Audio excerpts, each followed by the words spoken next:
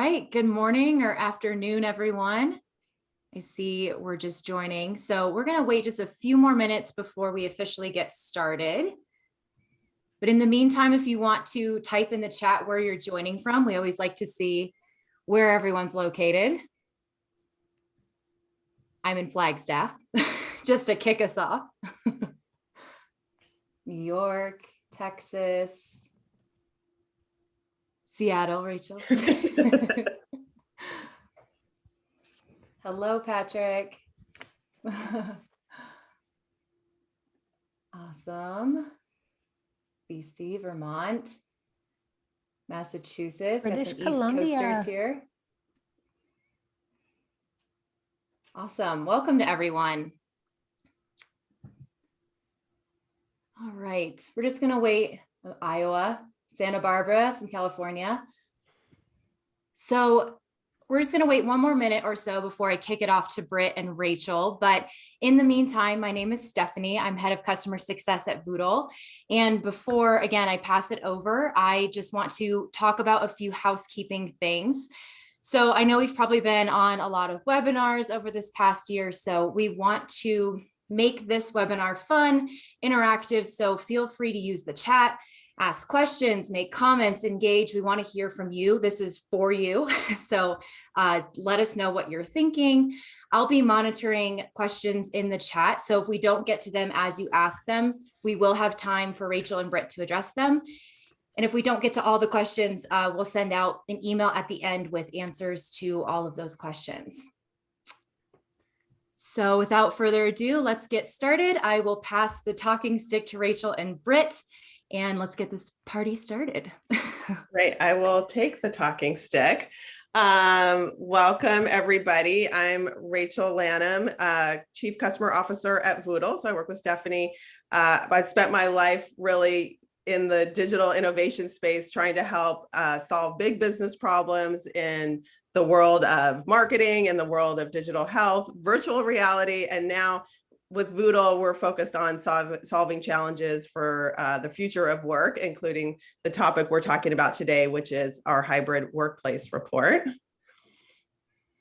And hi, everyone. I'm Dr. Britt Andreatta. I'm the CEO of Seventh Mind Incorporated, and I focus on creating brain-based solutions for today's challenges. Some of you know me as the former Chief Learning Officer for lynda.com, which is now LinkedIn Learning. And I've also written 3 books on the brain science of success, and I'm going to be talking about my research in one of those books today. But you'll also find me with courses on LinkedIn Learning, Cornerstone, and Skillsoft. And I'm regularly blogging and writing and speaking on these topics. I look forward to connecting to you today, and I'm coming to you from sunny Santa Barbara, California. I guess I should have mentioned I'm in Seattle, Washington, not sunny. I don't think anybody would be surprised to hear that news. So we'll be, the basis of this conversation is the hybrid workplace report that we collaborated on with Britt and launched a few weeks ago, but also really want to, as Stephanie said, engage everybody and talk about this big shift as we're getting vaccinated and coming back to work.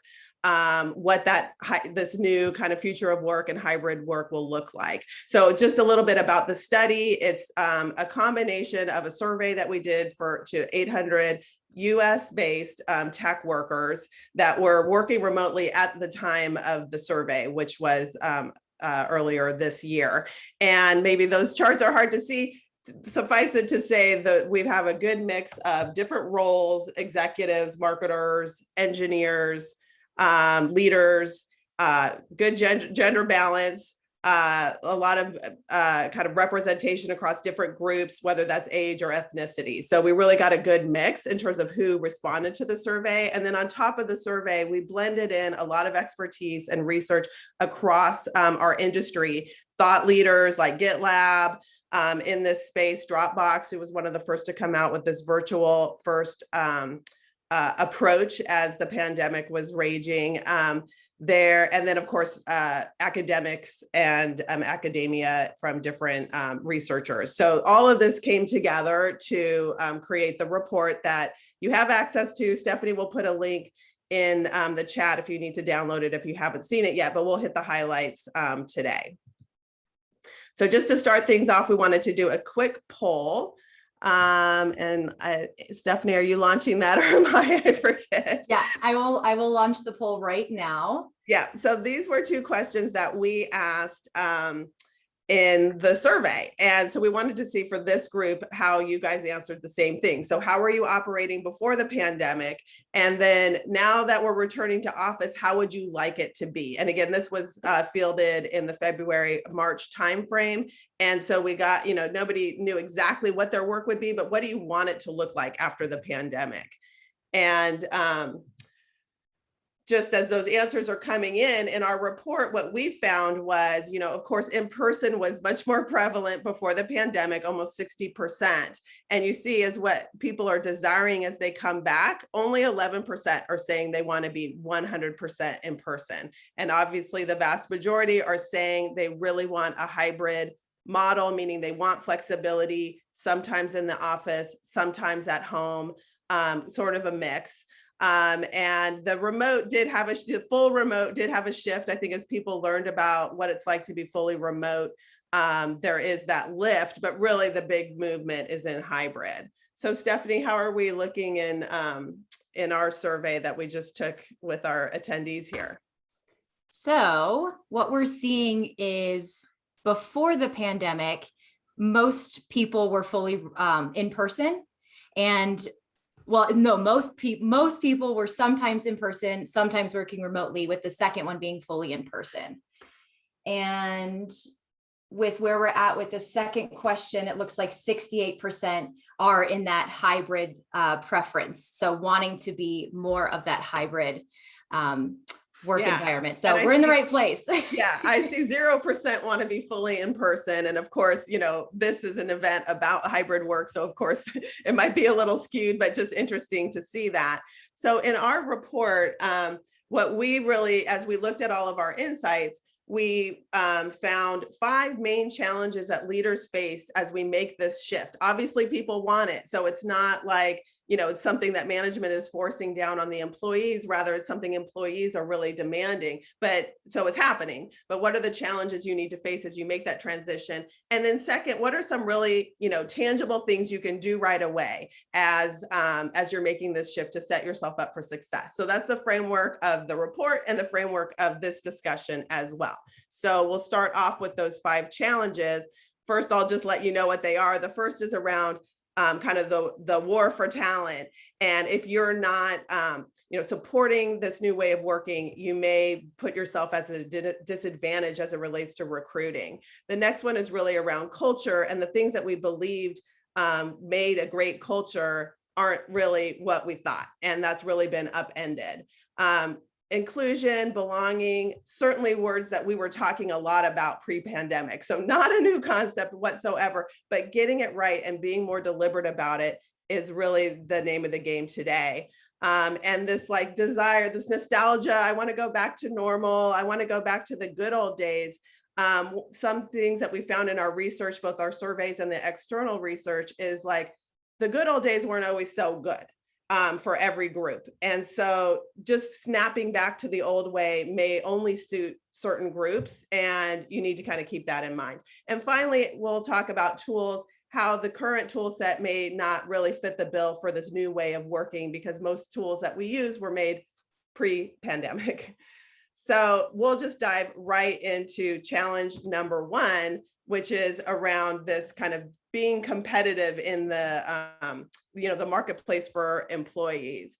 And as we what we found was the best talent is really looking to be supported. And there's this dichotomy between, I really want to work remote or flexible or hybrid, but I'm also experiencing the downside of that. I'm having Zoom fatigue. I'm feeling separate from my colleagues. And so what employees are looking for is for their employers to recognize those challenges and support those challenges, not just force everybody back into the office. So, I think this is actually research from other reports that have been out recently, and we found that people are willing to take a pay cut or leave their job if their employer is not going to support a more flexible work style that they've kind of learned during the pandemic is possible. And we were noticing, like, the day that Google said, we're coming back to the office, it's all about the office, Twitter's like, we're over here. If you don't like that, come work for Twitter. Up here in Seattle, we saw the same thing where Amazon got real strong about office culture and how important it was and bringing people back to the office.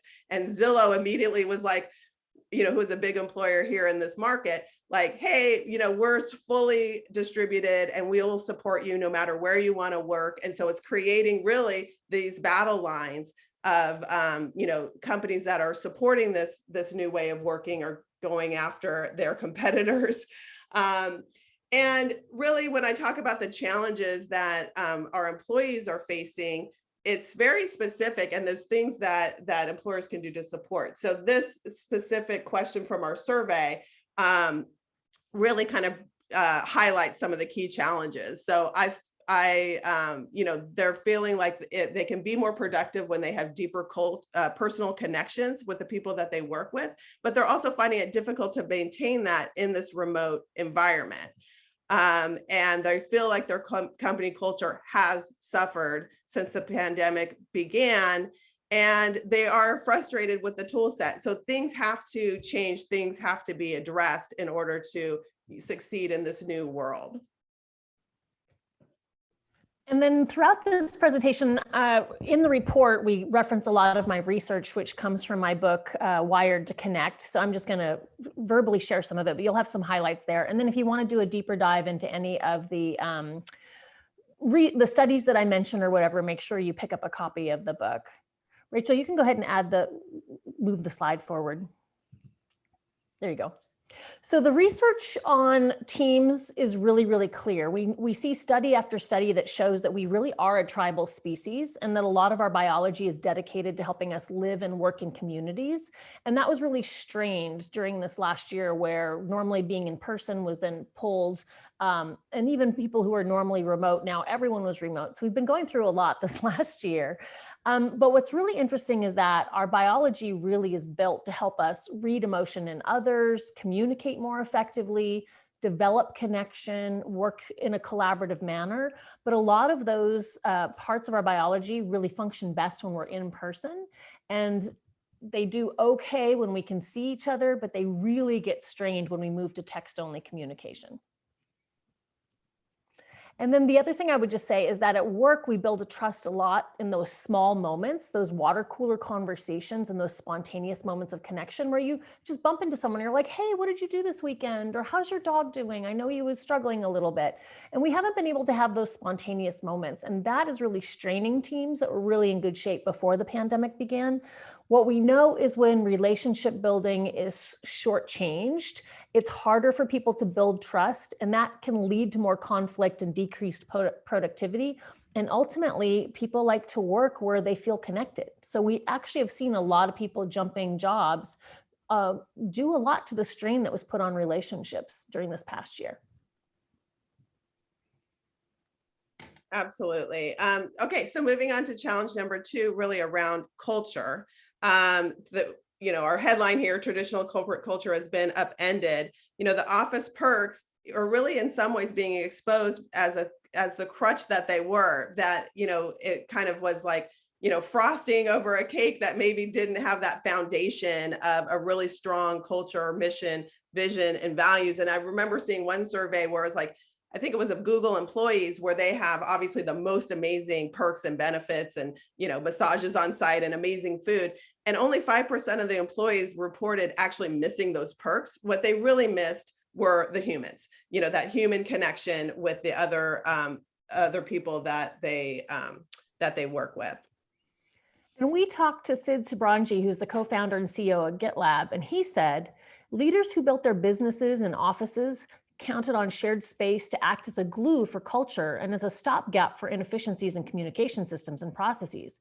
If an office is the glue and processes and systems don't adapt for a remote workforce, remote teams will not feel included and will face constant communication barriers. This will make it harder for them to perform at the same level as their in-office peers.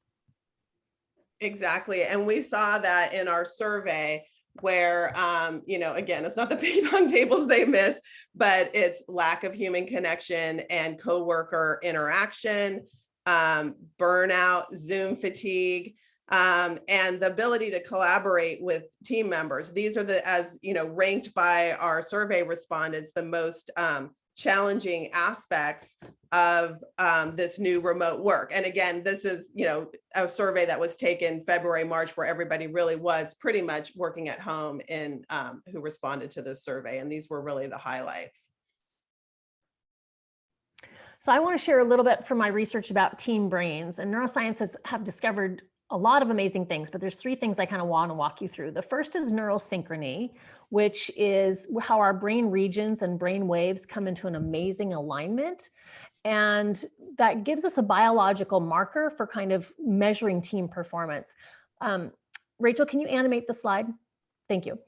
The second thing that they found was what researchers called rhythm of team, which is how quickly teams fall into that neural synchrony, especially after disruption. So when we see a team that's working well together, they not only achieve neural synchrony, but they get to that state quicker and quicker, even after disruptions. They can fall back into that place of alignment. And then the third thing that really stood out in the research was mirror neurons, and I'm going to talk about them a little bit later in this presentation. But the thing to know here is that they are designed to help us work more effectively, and that can also be impacted by whether we're in person or distance from each other. One of the things that I would say is that all of those pieces can be challenged in remote work environments and online meetings because we're missing a lot of those biological cues.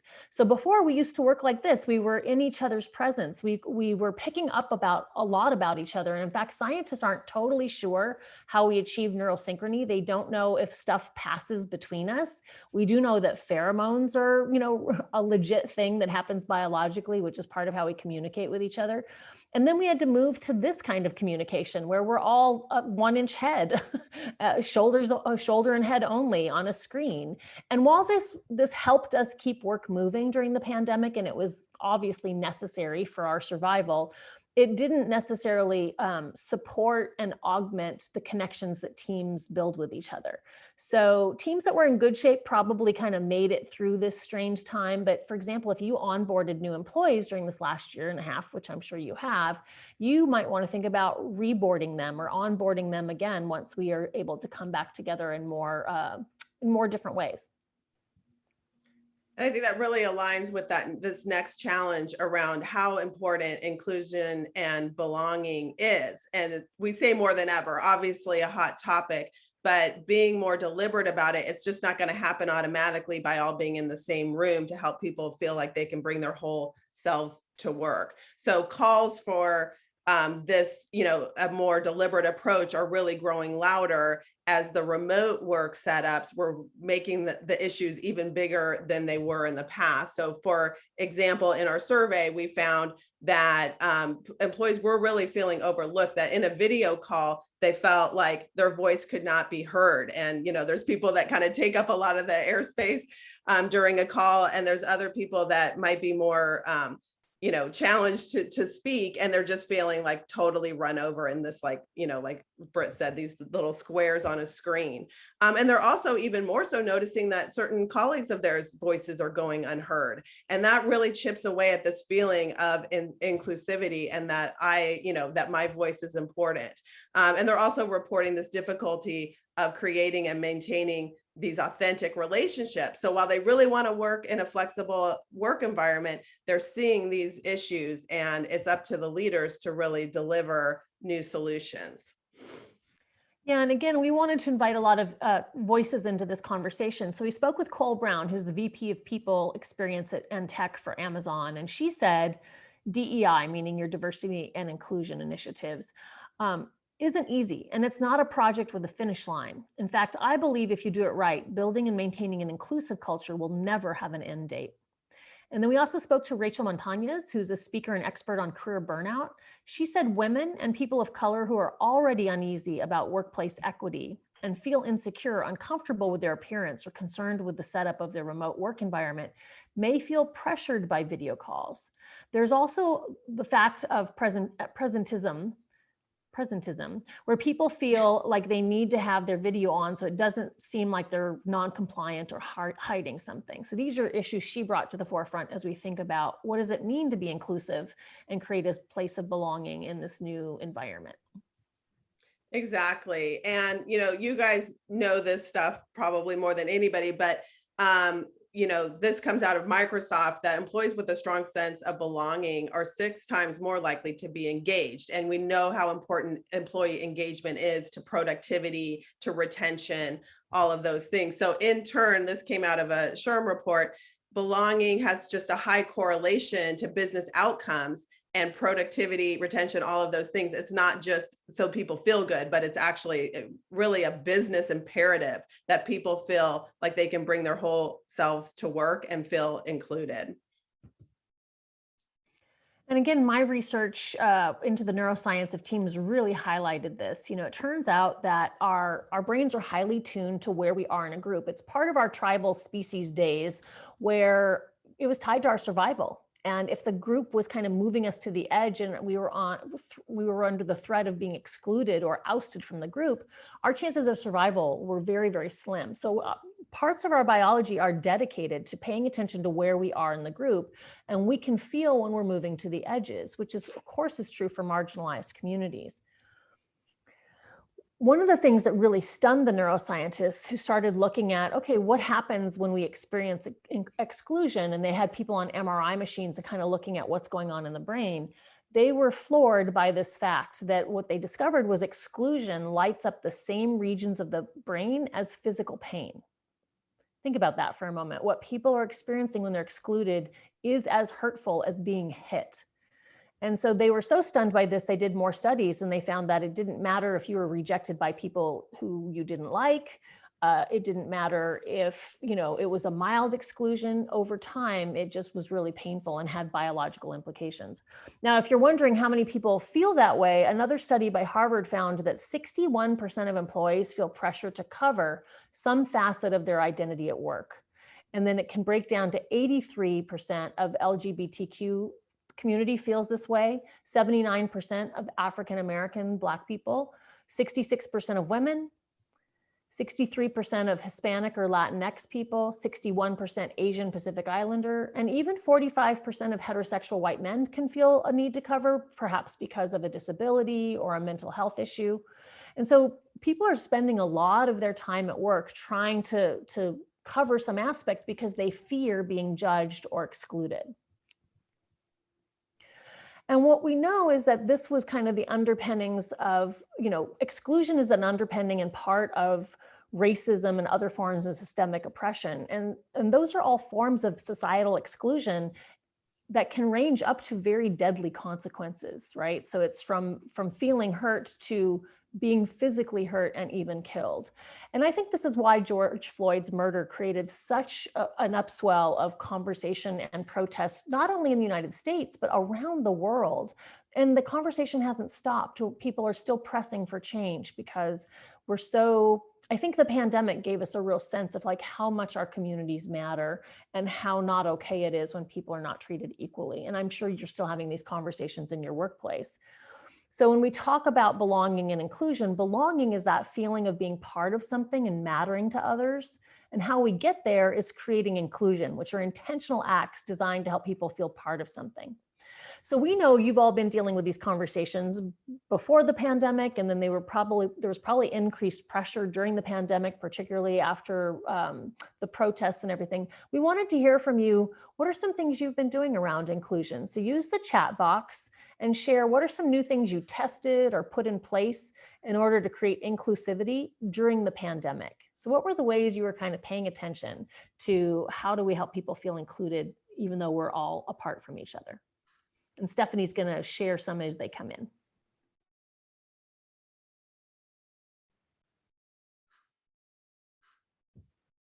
Don't be shy. See, make the phone call to say you're not alone. You are alone, but not isolated. So just reaching out, frequent social calls, sharing more of my personal story with my coworkers. This is something we talk about with Britt a lot. Yeah, these are great. one-to-ones as well as with the team. So having one-on-one conversations and also meeting with teams. Spend more time talking about personal life. Yep, Jennifer. Yeah, these extra little pieces of connection that you're not getting online.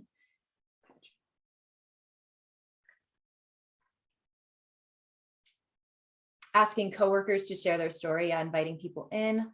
All Lives Matter, share videos to help like this webinar. Doing thinking rounds where everyone in the meeting has an opportunity to weigh in. These are great.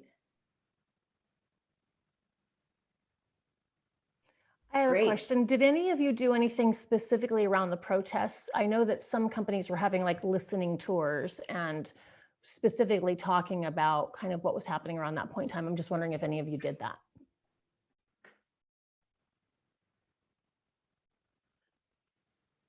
No, not at all.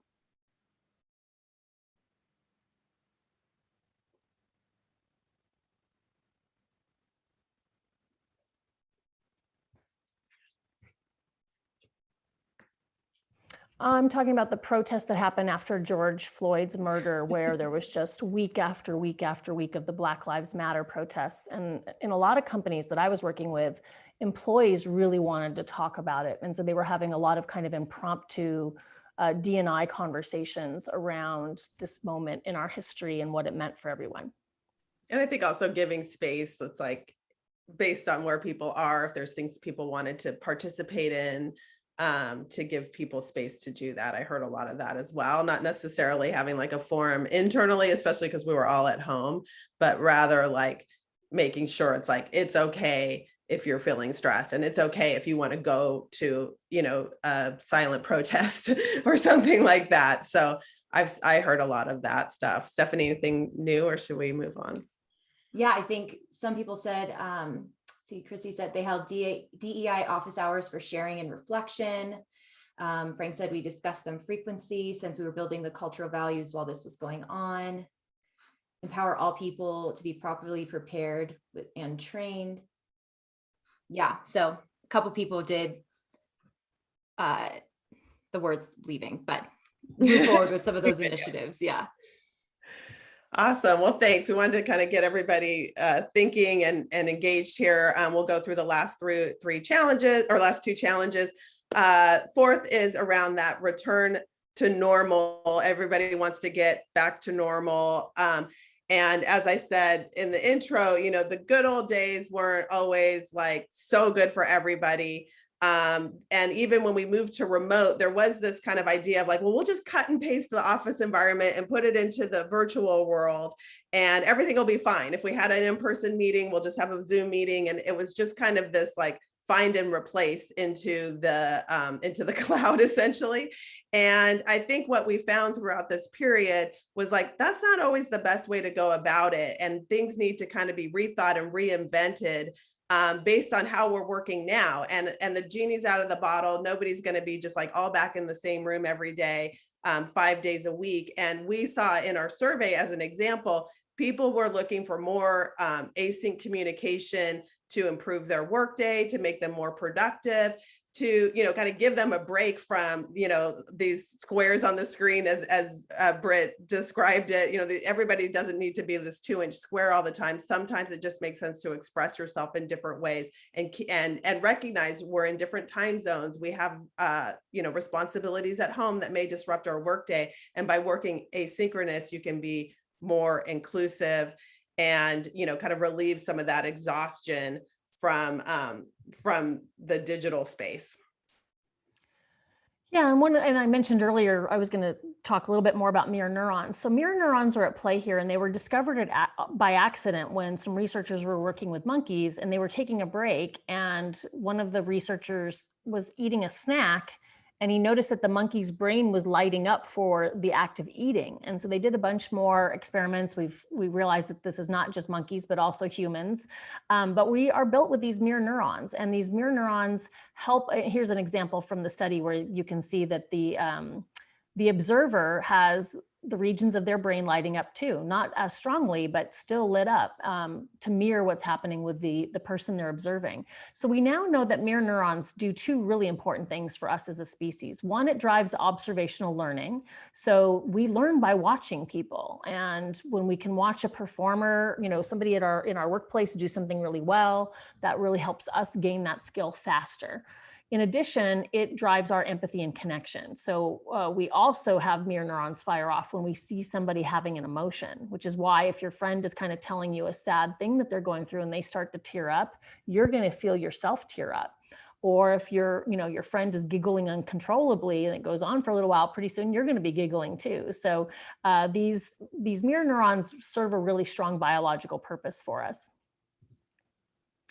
And when we are in person with each other, our brain is wired to read a lot of cues in each other. So we actually have individual neurons, and sections of neurons are dedicated to reading what's happening in the eyebrows, the eyes, the nose, the mouth. And our brain uses that data to figure out what someone's feeling. We also align that with what body language we're seeing, and it gives us a more complete picture. And under, body language is pheromones and brain waves, and scientists are still not totally sure how that works. Then, of course, we have the words that we say, right? So we can talk and use words. And if I really wanted to emphasize something, I could tell you how I'm feeling by using feeling words, or I could repeat myself a lot. And then, of course, there's the vocal cues that gives you some information about, me as well. Well, when we are using certain forms of communication like email or Slack, we lose 90% of the data we need to really understand each other. And that's why video is really helpful. I mean, in person is best, but if you can't have in person, video is the next best thing, because we get back a lot of this data that helps us really understand each other and adds a lot more context to communication, increasing our chance of really understanding each other and also being able to have feelings for each other and have empathy develop. Yeah, and connected to that point is, do you have the right tool set to enable that, the most effective communication and productivity for your team? The Slack, our kind of hypothesis is that, the current tools are kind of being used beyond their core value. We certainly saw in our survey that, I guess Zoom fatigue is probably like the number one search phrase of 2020, but we all know about that. But also even Slack and just the constant, or Teams or whatever you're using for messaging, the constant, people are getting PTSD from that sound of a new Slack message coming in. And a lot of times, because you can't pop over to their desk, people are getting into long Slack strings with lots of misunderstandings. And it's really, like reducing productivity and increasing stress.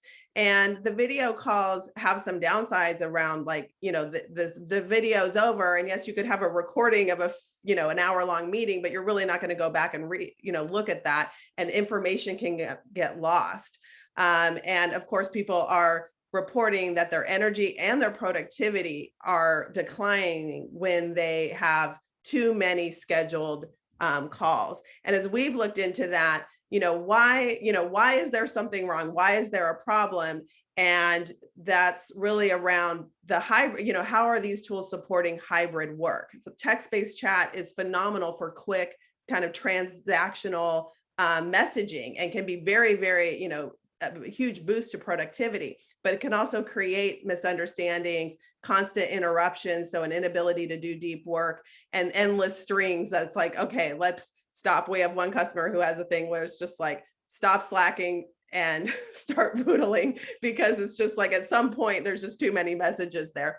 And then on the video calls thing, obviously there's great value to being all together, being able to have a discussion, move a decision forward, and be synchronized in that way. But it's also has some downsides where extroverts are going to take up most of the space. People have Zoom fatigue, we keep saying that, and it can't, if you have too many, if your calendar is just filled with these meetings, it can really take a chunk out of your productivity. And we obviously saw that in the survey as well.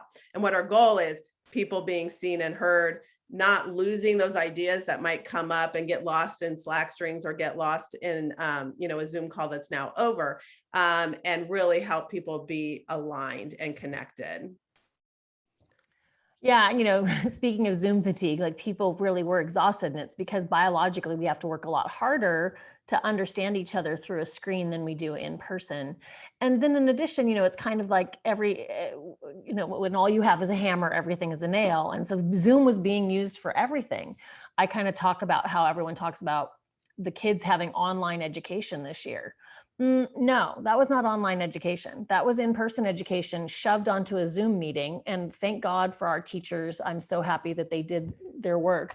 But that was not online education that's designed to be an online experience, right? So we all are exhausted. And I just want to highlight that right now, people are experiencing incredible levels of exhaustion, even though we're seeing like the vaccines are happening and we can see kind of the light toward being able to come back together, return to some of the activities we liked before. The problem is everyone is beyond exhausted. And in fact, we've moved into an officially defined state called burnout. And I want to just highlight this for you because as you're trying to bring your workforce back together, you're going to need to have a lot of patience because they just don't have the energy to lean into another big round of changes. So burnout is defined as a state of emotional, physical, and mental exhaustion brought on by long-term stress. And if you think about this last year of the pandemic, the common causes were all built into this COVID experience: high demands, low control, weaker social connections, and feelings of unfairness. So what we know is that study after study is showing that we are having a tidal wave of burnout right now. 70% of people are currently experiencing it. So think about that. That's not just your employees. That is your customers. That is your suppliers. Everyone is super exhausted. And so there's a lot of like empathy and patience we need to have right now as we're bringing people back together because they've burned up, they've used up all of their resilience in getting through the pandemic. So I just want to kind of highlight that for you, that it's a special time that we're asking people to kind of lean in as they come back together.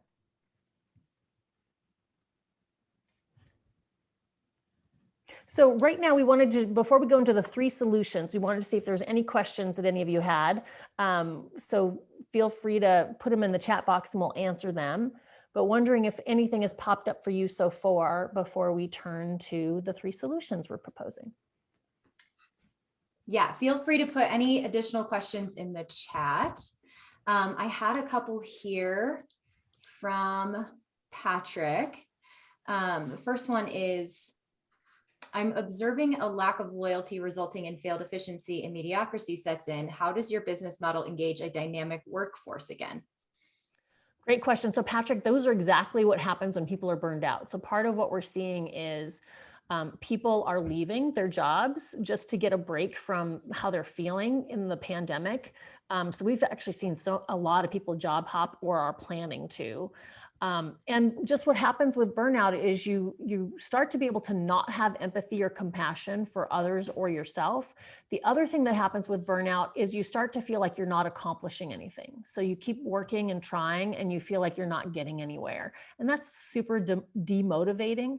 So I think what we're going to see is a pretty massive shift in the workforce this year because they're going to affiliate some of these feelings that they had in the pandemic to their workplace, and they're going to want to seek something else, even though it might not have anything to do with their workplace. But it really means that we need to have open conversations about this stuff, that we need to normalize that this is how people are feeling, and it's actually a product of this biological state, and help people rest and recharge. People weren't taking time off. And so people really need to lean into vacations. We need to offer perks. Some companies are even paying people a bonus to take their vacation. Lots of self-care. Yeah, Stephanie and Carl are talking about that too. We have to really dial up self-care and encourage our employees to do that. But it's not going to get better overnight without some intentional self-care work to get us recharged and back into a better biological state. I think the culture thing is relevant here as well, where if the in-person culture was too dependent on the lunches and the happy hours and the ping pong, now we're, really when we went remote, that culture was laid bare. And it's like, what is it really about? If you have a strong mission, vision, and values that your team can repeat, they understand it, they're bought into it, and they're aligned to the mission, and they understand that like what my job is supportive of that mission, and they can make that connection, they're gonna have that loyalty that you asked about, like I'm seeing the loyalty come down. If they don't understand their role in the overall mission or even what the mission is, that can be an issue. Like at our company, we realized we needed to actually publish a culture book, and it's like, and put it all written down so people could refer to it and either be bought in or not. If they weren't, they can opt out, but like, this is what we're all about, and people can hold, you know, the leaders accountable to that, but also can understand their role in the big picture. So I think that loyalty question really gets at, do I know why am I here? And if it's not to like hang out with my people that I like to hang out with, what, you know, what is the real purpose? So I think the culture part has another role in what you're trying to achieve, Patrick. Yeah, and I want to address Gary's question. Can you speak to the collective trauma of COVID versus burnout? Great question. They're actually intertwined, right? So the collective trauma we experienced, I mean, this was truly about survival. You could die. People felt fear when they left their house. They felt fear when another person was coming near to them. 1/3 of Americans have lost a family member or someone really close to them. Think about that. 1/3 is in grief, still in grief, active grief. And then there's just the collective trauma from, you know, however you felt about leadership of your state or your company, and whether you felt like you had clear directives or that you had the stress of not knowing what was happening. You know, there is a lot of collective trauma around it. And unfortunately, there was a lot of politicization of people's feelings and experiences and actions. And so that made it much more divisive and stressful. And so we all lived through that. And then right now, you know, like India is really struggling and having a very terrible, tragic time.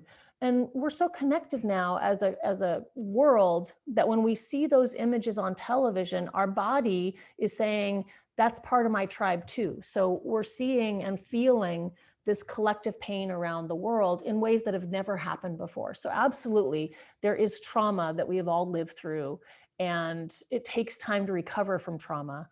And then in addition, many of us were working, or if you were lucky to have a job and not lose your job, people then just put a ton of hours into their job and didn't take weekends and evenings and vacations like we normally would have.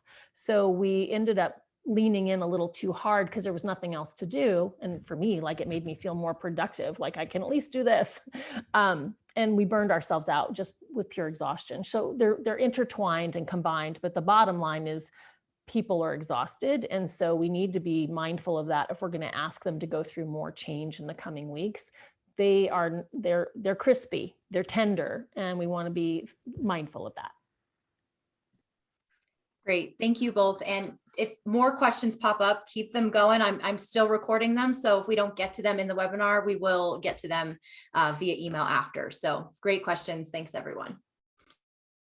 Great. All right. Well, let's get to the solutions. It's, you know, it's all fine to say, oh, we have all these big challenges that we face, but there really are things you can do about it. And it doesn't have to be like, you know, a whole strategic reset for your company. One thing that's not included in these solutions that I just want to call out from what I just mentioned is really looking at your mission, vision, values. Are they published? Does everybody know what they are? And, you know, is there buy-in essentially? I think without that foundation, success with hybrid would be very difficult. I mean, success in any company would be very difficult, whether you're in person or not, but it just elevates the importance of making sure that people know why they're there. So I'll just add that one in beyond these 3 steps. So 4th step. But this is really, we feel optimistic, and that this is really a great opportunity. And the fact that, you know, of course, we always worked remote in some ways. We always had distributed teams in some ways, whether you're working with a contractor that's offsite or, you know, you're a global company.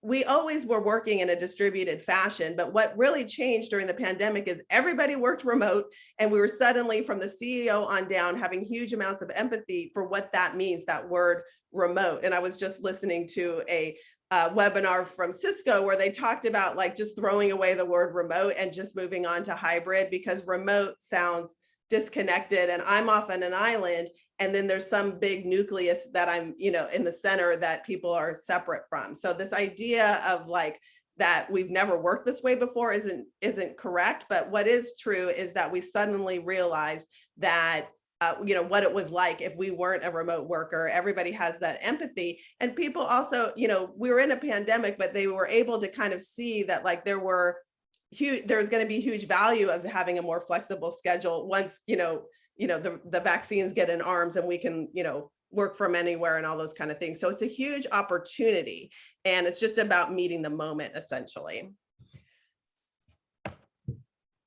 So the first one is really, we talked about this, like, where does culture happen? If it's not in the break room, if it's not in the lobby, if it's not around the ping pong table, where is the space where culture occurs? And as your headquarters moves into the cloud, essentially, so shall your culture. So it's still, as I kind of already mentioned, it still hinges on those values and like how work gets done, but now you're in the cloud. So it's either going to be strengthened or undermined by the tools that your employees use to get work done. So it's not just about, oh, here's a place for fun, but rather here's how work gets done and how we respect and communicate with each other. And does that build your culture? So again, our respondents reported that culture had suffered, and most said that changes need to be made to the tool set in order to address these new challenges. And interestingly, for younger workers, 18 plus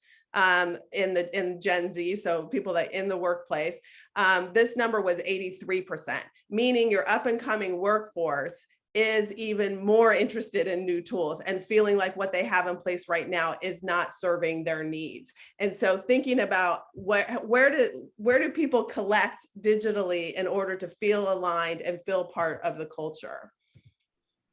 Yeah, and again, we were honored to speak to Melanie Collins, who's the Chief People Officer at Dropbox, and she said remote work comes with a set of additional challenges: the potential loss of community and connection, the mental health effects of isolation and burnout, and the need to reimagine the employee experience and evolve our culture. Yeah, and they were really, they've put out a lot of great thought leadership as it relates to a big decision they made to be virtual first, and really the headquarters not being, so-and-so address in San Francisco, but rather in the cloud. The next step, beyond like identifying where culture happens, is really rethinking inclusion. And obviously DEI initiatives are crucial, hopefully have already been in place in your company and will continue to be in place. They're a long-term strategy, but what can you do in the near term is to really kind of think about how can you allow and empower your employees to show up, be authentic, transparent, and feel like they're being heard. And one of the things we saw in our survey is that, people are using certain tools in their personal life. In this example, it's short video, where most are using it in their personal life, and they're very, very willing to try those kinds of things in their workflow. So there's just this idea of like, I'm open to new tools, and especially ones that allow me to be my authentic self and to just be expressive and not just, use a shared document to make sure all of our work is being reflected or whatever. So, one of the things one of our inspirations is, of course, Brene Brown, and she has this concept of like marbles in a jar, and you build up trust over time. And it's not really about one big offsite or one big event, but rather, kind of incrementally building trust. And then that way, if something, if there's something that takes away, there's a conflict, you might lose a couple marbles in the jar, but if you think about it that way, you need to provide opportunities for those marbles to be put in the jar. And that really leads into our third recommendation, is thinking about things in micro. And, a term that we heard a lot as we were thinking about our DEI initiatives was microaggressions. You hear that all the time. And what we're encouraging everybody to think about is micro connections. And again, those microaggressions are those little moments that chip away, but micro connections can be those little moments that build and add those marbles to the jar. And we had mentioned how people are reporting like the voices not being heard, either their own or their colleagues, and things like, just being able to post a video or replacing kind of synchronous meetings with different ways to kind of create these micro connections is something that can really help you kind of move into the future here without saying, oh my God, we have to kind of change everything. It's just kind of in those small moments.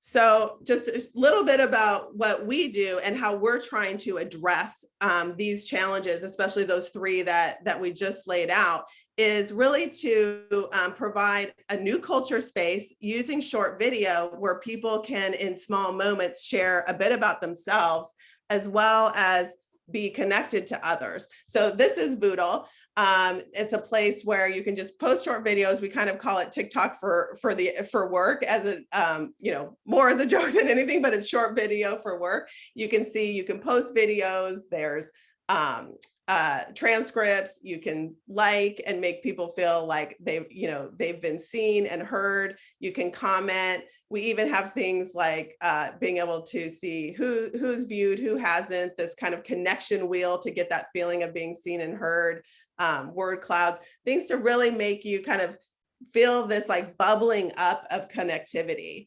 And you can primarily use it for culture. You can use it for work productivity as well. At our company, we have Hello World. This is like when you join the company, you can watch a video of every single person and have them introduce themselves. They're all 1 minute maximum. So it's easy to do, and you can kind of get to know people. And of course, we have pets and food, always the favorite, things that you might see in the random channel in your Slack are much more, vibrant and expressive when you're using short video. And there's really just like, you see those faces and you really feel connected, and you can kind of fill up, you can get more marbles essentially in the jar. And that's really, part of our mission is to create more moments of connection for teams. Yeah, and that's one thing I wanted to say. First of all, a lot of you know me. I don't take on an advisorship for a company unless I really believe in it. And I've stepped into an advisor role and chief science officer role at Voodle because I really believe this technology can help with all these things we've been talking about. Even for myself, I have Voodle on my phone, I have it on my laptop, and when I jumped on, a bunch of people in the company sent me these videos. And I can tell you that if I had read them as emails, it would have been like, oh, that's sweet. But when someone's using their words and I hear their tone of voice and I can see their face and they're giving me this message, even though it's not in real time, biologically, you just feel it so much more. And so the fact that it can be used for productivity and you can keep a conversation going around a work product, or you can do something fun, those water cooler conversations like, hey, look at what my dog's doing.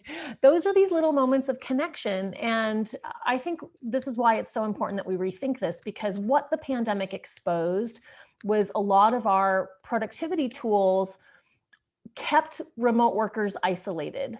And it kept work going, but it didn't make people feel part of the culture, and in fact exacerbated exclusion. So I'm really excited about the next normal that we're building. And trust me, I put normal in air quotes. Normal is kind of a dangerous word, but we're moving into this new era. And what we know that people want is they want a more distributed workforce, they want more flexible work options, and they want more inclusivity.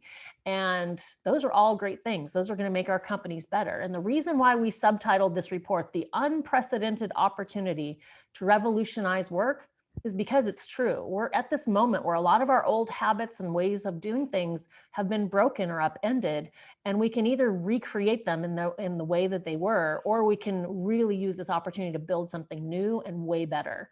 And so I would just encourage you to lean into that. It's really an awesome opportunity that we have. So now we have time for a few more questions. If you guys have any more questions, I really encourage you to try Voodle. It's totally free, and you can I've got a stream with my family, I've got a stream with Voodle, I've got a stream with my own employees. It's really cool. So if you haven't tried it, you can download the app or use it on your laptop really easily.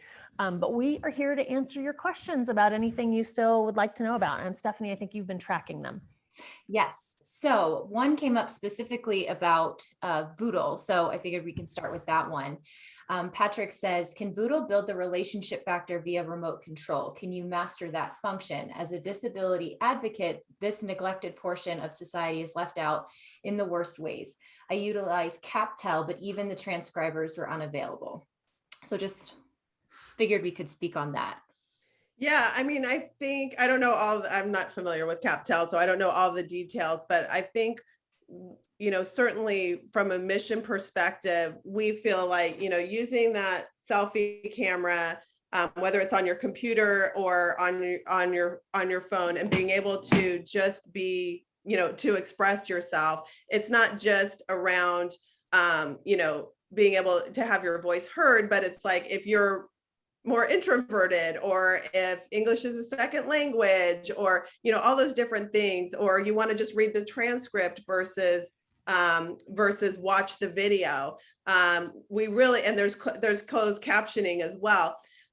We really try to make it as accessible as possible. I think we probably have lots of room to go and would love advice there on how to make it as accessible as possible. But we do feel like it is a step up from being forced to being in an in-person meeting, and probably Zoom as well, because there just may be challenges for people that are dealing with whatever challenges they may be dealing with, whether that is a disability or it's a responsibility at home or whatever it is. By being asynchronous and being able to be driven, giving you time to respond, time to think, and then have this record of it that you can go back to later, like, what did Rachel say about that? Well, it's in the Voodle pool, versus like, oh, well, I couldn't pay attention during the Zoom call and now it's lost forever. So I think that's certainly our goals, but we're very open to like where we're hitting the nail on the head there and where we're missing it and need to get better.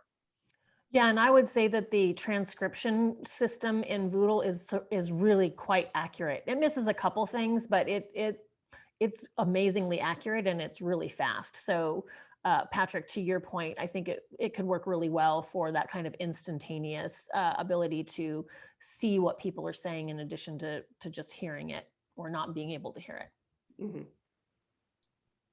Great. Let's see. So I have another one from Patrick. From your research, how much time was spent in fear and restricting negative input compared to improvement solutions, including hope? So I'm not sure if we just have some additional thoughts on that specific question. Yeah, I don't have a data point on that, although my brain is telling me there's some out there, but they weren't in a research set I was specifically looking at. But I do know that, it really depended on people's circumstances, right? So for example, when it was first taking off in New York City and and the infection rate was really high, that community was experiencing much more fear and restriction and protective measures than maybe other parts of the country. And then as the infection rates spiked in different places, people were moving into more fear and protective behaviors. And then, as infection rates went down and people would move into little bits of hope, and then it would flare up again. And so it really was kind of regional and based on what was going on around you. And then everybody, individual personality and how we deal with stress also shows up for people. I leaned into a lot of comfort food eating for the last year. So that was one of my solutions, was that, and doing a lot of binge watching and TV. Other people were like, I'm going to learn new stuff and develop a new skill. So we all respond a little differently to stress. And that certainly showed up during this pandemic as well. Yeah, there wasn't anything in our research on that front, but something I learned from Britt is there's only so much change any one human can take.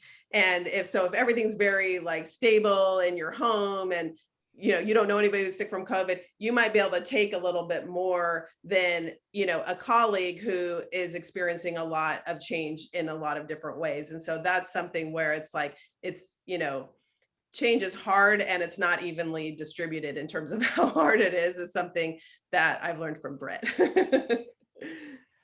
I see a couple questions coming in on the Q&A chat too. Gary asked, what do we think about tools like Mural and Miro to help teams think visually? I think they're great. Anytime we can give people a collective space to not only share their own thoughts, but kind of see real time what other people are thinking and doing. Those mimic the Post-it note on the conference room wall, right? So wherever we can create these pretty realistic substitutions for things we used to do in person, that can be super helpful and make things feel more equal. What we're in danger of is when we start to come back together again, we're going to go back to that awkward place where, well, 7 people are at the office, so we might as well meet in the conference room, but then 4 people are going to be on Zoom. And what are the conversations that happen on the way in and out of that conference room that the Zoom people don't get access to, right? So we're in danger of recreating that exclusion that existed before, that always was a problem. So that's why we need to be really thoughtful about using new tools like Voodle.